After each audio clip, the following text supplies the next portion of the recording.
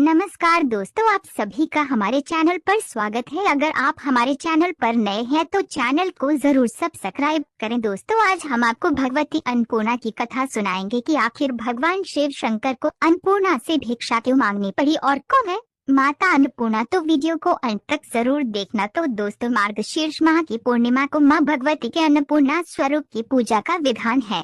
मान्यता है कि दुनिया में समस्त प्राणियों को भोजन माँ अन्नपूर्णा के आशीर्वाद से मिलता है।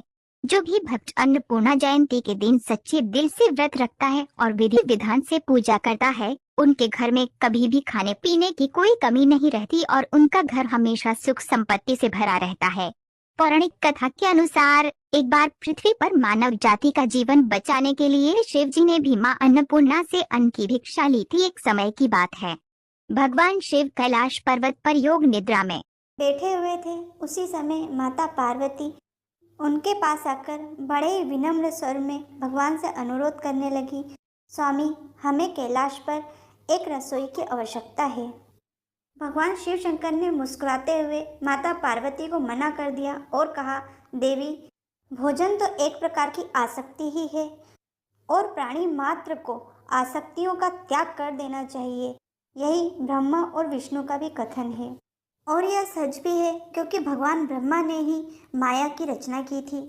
परंतु यह शब्द माता पार्वती को अपमानजनक लगे और माता पार्वती क्रोधित हो गईं, क्योंकि माता पार्वती ही लक्ष्मी और सरस्वती देवियों के साथ प्राणी मात्र के प्राणों का पालन करती हैं।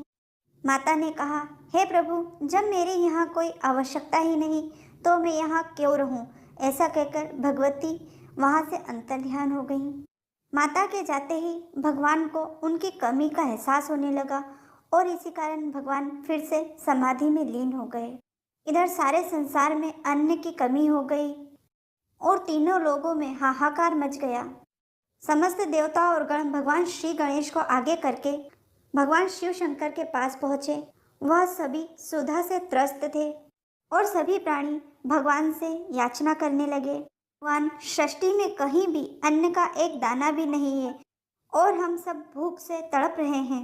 भगवती पार्वती के अंतर्ध्यान हो जाने के कारण भगवान शंकर के पास भी अन्न का एक दाना भी नहीं बचा था। भगवान खुद को असमर्थ पाते हुए भगवान विष्णु और ब्रह्मा जी से पूछने लगे, अब क्या किया जाए। परंतु वह दोनों भी भगवान शिव जी के समान ही असमर्थ थे। अब भगवान शिव शंकर त्रिलोक्य में घूमने लगे और सब दूर देखने लगे। कहीं भी कंद, मूल, फल और अन्न का एक दाना भी दिखाई ना दिया। ना ही स्वर्गलोक में हविष्य और स्वाहा थी और ना ही पाताल लोक में भी कुछ भी खाने योग्य पदार्थ बचे थे। इधर भगवान शिव शंकर बहुत दुखी हो गए, क्योंकि अब उन्हें समझ में आ गया था कि त्रिलोक में भोजन का क्या महत्व है।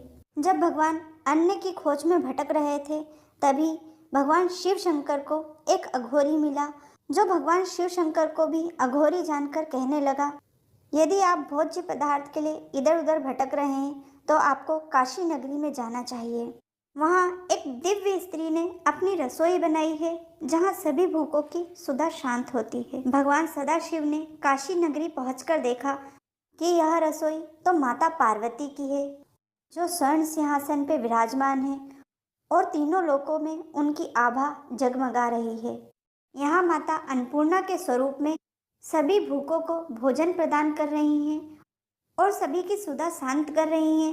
अब वहाँ ऐसा कोई प्राणी नहीं था जो भूखा था।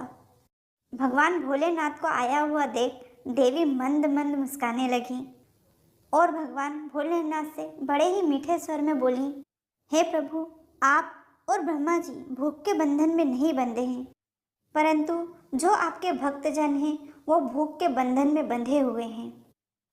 यह कहते हुए भगवती अन्नपूर्णा ने जगत के कल्याण के लिए 3 मुट्ठी चावल भगवान शिव शंकर को तीनों लोकों के लिए प्रदान किए।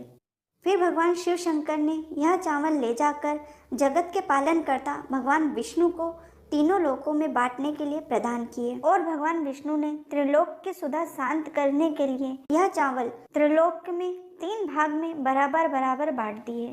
आज भी माता अन्नपूर्णा काशी की महारानी के रूप में स्वर्ण सिंहासन पर विराजमान होकर यह सुनिश्चित करती हैं कि संसार में कोई भी भूखा ना रहे। भगवती अन्नपूर्णा की यह कहानी सुनने वाले, सुनाने वाले और हुंकारा भरने वाले की भगवती सभी मनोकामनाएं पूर्ण करें और उनके अन्न धन के भंडार भरे रहें। बोलिए श्री अन्नपूर्णा मैया की जय। आशा करते हैं हमारे द्वारा दी गई यह जानकारी आपके उपयोग की होगी। प्लीज़ इसे लाइक शेयर सब्सक्राइब अवश्य कीजिए।